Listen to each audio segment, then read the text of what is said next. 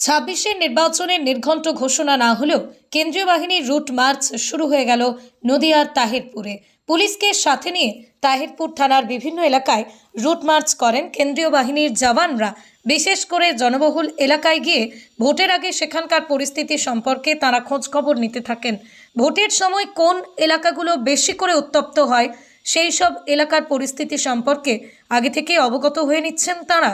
পুলিশের পক্ষ থেকে আমজনতার উদ্দেশ্যে জানানো হচ্ছে, কোনো সমস্যা মনে হলেই সবার আগে যেন পুলিশকে জানানো হয়। পুলিশ আপনাদের সাথেই আছে, কোনো বিষয়ে ভয় পাওয়ার কিছুই নেই। এইটুকু মনে রাখবেন, পুলিশ আপনার সঙ্গে আছে। আমি পুলিশ আপনার এখানে, আমি আপনার সঙ্গে আছি, কোনো চিন্তা করার কিছু নেই, ঠিক আছে?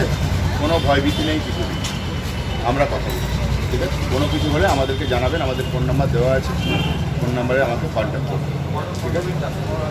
আপনি सबको परेशानी आपको बता देंगे, আপনি আমাকে বলে দেবেন, আমরা ঠিক আছে, ঠিক আছে, চলো, আচ্ছা, নমস্কার, ভালো থাকুন, ভালো থাকুন।